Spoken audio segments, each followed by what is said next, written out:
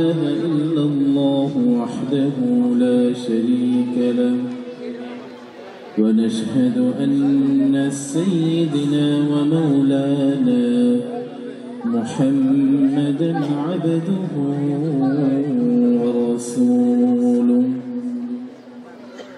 أرسله بالحق بشيرا ونذيرا وداعيا إلى الله بإذنه وسراجا منيرا أما بعد فأعوذ بالله من الشيطان الرجيم بسم الله الرحمن الرحيم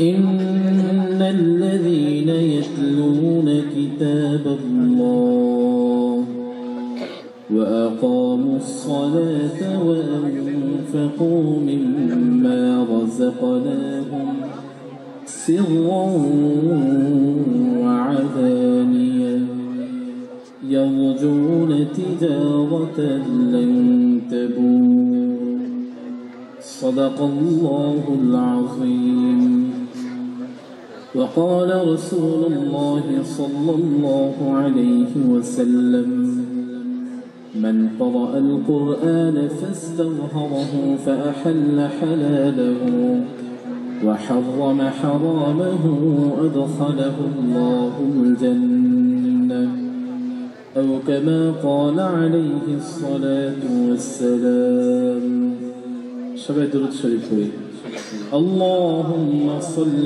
على محمد وعلى آل محمد كما صليت على إبراهيم وعلى آل إبراهيم إنك حميد مجيد اللهم بارك على محمد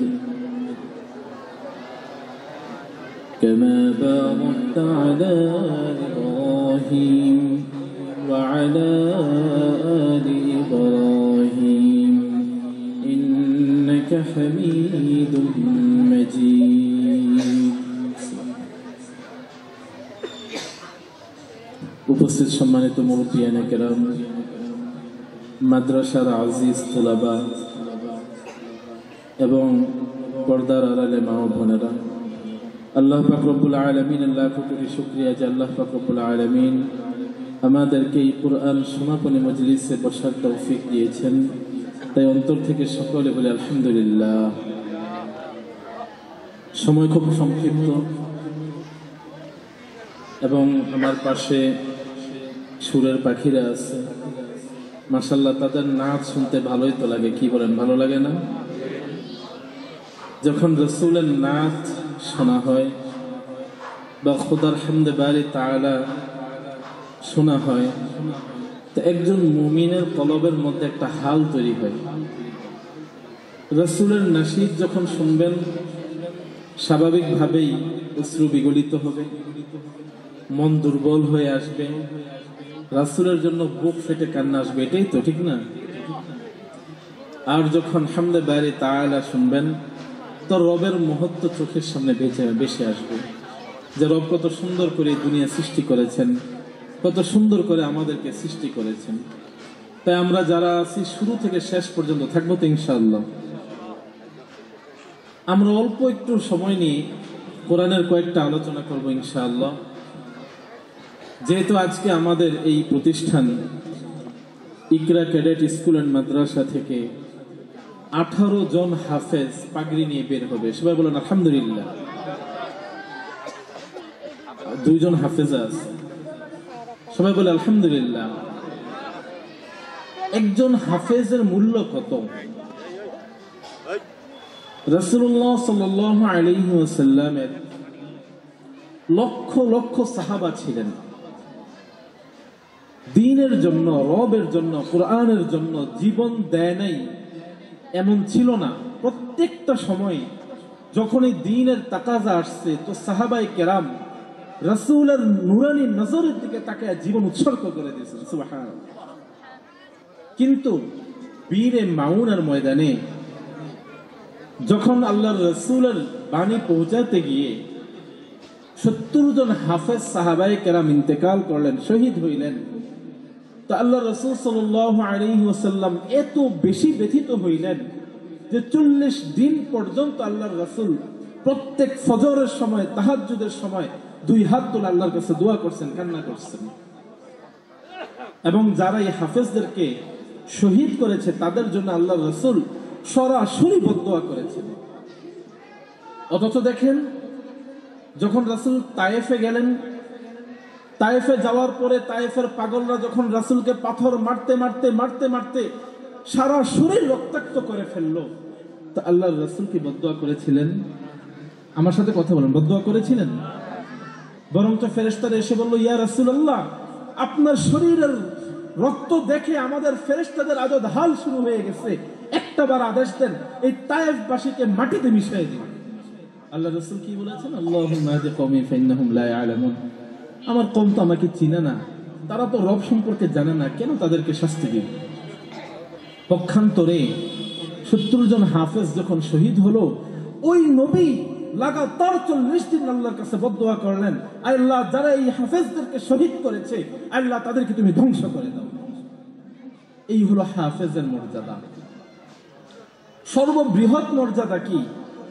রাসূলুল্লাহ সাল্লাল্লাহু আলাইহি ওয়াসাল্লাম বলেন, কাল কিয়ামতের ময়দানে আল্লাহ পাক রব্বুল আলামিন একজন হাফেজে কোরআনকে ডাক দিয়ে বলবে, ইকরা ওয়ারাত্তিল কামা তুরাত্তিল ফিদ দুনিয়া। তুমি দুনিয়াতে যেভাবে তেলাওয়াত করতে থাকতে, এখন তেলাওয়াত করো। ইকরা ওয়ারাত্তিল, তুমি একটা একটা আয়াত তেলাওয়াত করবে, তো আল্লাহ পাক রব্বুল আলামিন সাধারণ মানুষ থেকে তোমার মর্যাদা এক কদম উপরে তুলে দিবেন। সুবহানাল্লাহ। এভাবে যখন হাফেজ কোরআনের প্রত্যেকটা আয়াত 6232, মতান্তরে 34 সম্পূর্ণ আয়াত পড়ে শেষ করবে, তো একজন সাধারণ মানুষের সাথে তার মর্যাদার তফাৎ হবে 6234। সুবহানাল্লাহ। এখানেই কি শেষ? আল্লাহ ডাক দিয়ে বলবেন, এই হাফেজের মা বাবাকে তোমরা ডেকে আনো। হাফেজের মা বাবাকে ডেকে আনা হবে।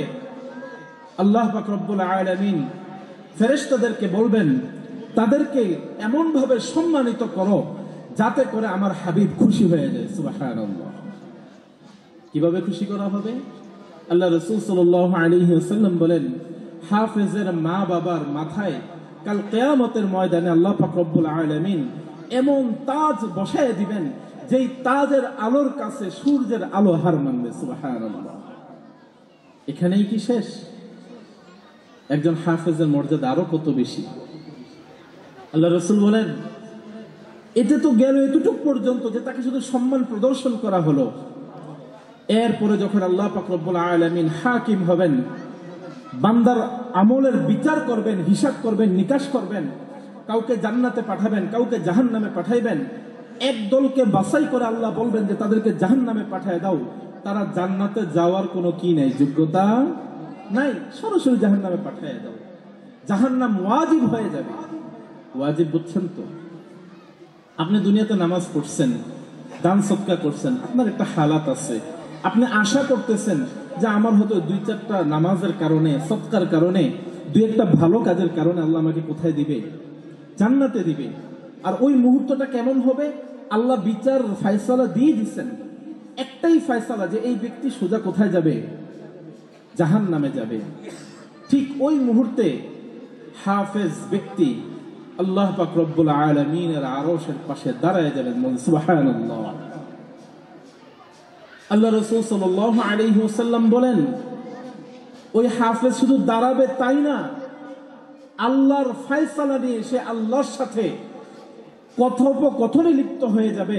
ইয়া রাব্বাল আলামিন, আপনি আমার চাচাকে জাহান্নামের জন্য ওয়াজিব করে দিয়েছেন, আমার ফুফুকে জাহান্নামের জন্য ওয়াজিব করে দিয়েছেন। আয় রব্বুল আলামিন, আজকে আপনার আরশের সামনে দাঁড়িয়ে আমি বলতেছি, যতক্ষণ তাকে আপনি জান্নাতে না দিবেন আমি জান্নাতে যাব। সুবহানাল্লাহ বলেন, সুবহানাল্লাহ বলেন। কেমন ব্যক্তি? কি বললাম? যার জান্নাতে যাওয়ার কোনো কি নাই, আশা নাই।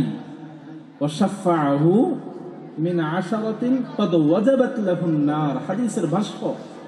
যাদের প্রত্যেকের জন্য জাহান্নাম ওয়াজিব হয়ে গেছে, জান্নাতে যাওয়ার আশা নাই, সে আল্লাহর সামনে দাঁড়ায় বলবে, আল্লাহ, আমার চাচা, আমার ফুফু, আমার খালা, এমন 10 জন ব্যক্তির নাম ধরে বলবে, আল্লাহ, আপনি তো তাদেরকে জাহান্নামের ফয়সালা দিয়ে দিয়েছেন, কিন্তু আয় আল্লাহ, যতক্ষণ তাদেরকে জান্নাতে না পাঠাইবেন আমি জান্নাতে যাব। আচ্ছা বলেন তো, যে হাফেজ, যার জন্য আল্লাহ জান্নাত দিয়ে দিচ্ছেন, তাকে কি আল্লাহ আবার জাহান্নামে পাঠাবেন ওই 10 জনের জন্য? তো রাসূলুল্লাহ সাল্লাল্লাহু আলাইহি ওয়াসাল্লাম বলেন, ওই দিন কাল কিয়ামতের ময়দানে যখন হাফেজ তার আত্মীয় স্বজনের জন্য আল্লাহর সাথে জিদাল করবে, কসম করবে, সেদিন সে আল্লাহর সামনে জিতে তার এই 10 জন আত্মীয়কে নিয়ে সুদা জান্নাতে চলে যাবে। সুবহানাল্লাহ। আজকে এমন 18 জন হাফেজ, 2 জন হাফেজা পাগড়ি নিবে, সবাই বলেন আলহামদুলিল্লাহ। তাহলে এই 18 জনের পরিবারের 10 জন করে যদি হিসাব করি, কয়জন মানুষের জান্নাতের রাস্তা হয়ে গেল বলেন তো? কথা বলেন। 180 আর 2 মেয়ে, 10 করে হিসাব করলে কত? 200 মানুষের জান্নাতের ব্যবস্থা হয়ে গেল। এটা তো 200 আত্মীয় স্বজনের কথা বললাম। আর মা বাবাকে তো আল্লাহ জান্নাতের তাজ প্রথমেই দিয়ে দিবেন। তাহলে বলেন, সন্তানকে হাফেজ বানাইবেন? হ্যাঁ, ইনশাআল্লাহ। তো আসতে হাফেজ বানাইবেন তো ইনশাআল্লাহ। হাফেজ হয়েও তো ডাক্তার হওয়া যায়, হাফেজ হয়েও তো ইঞ্জিনিয়ার হওয়া যায়। আমরা যখন হাটাজারি মাদ্রাসায় পড়ি, হাটাজারিতে হেদায়ে আউয়ালাইন আখিরাইন 2 বছর ছিলাম, তো আমাদের ক্লাসে একজন এমবিবিএস ডাক্তার পড়তো। মারহাবা বলেন। এমবিবিএস ডাক্তার প্রথমে হাফেজ হয়েছে, এরপরে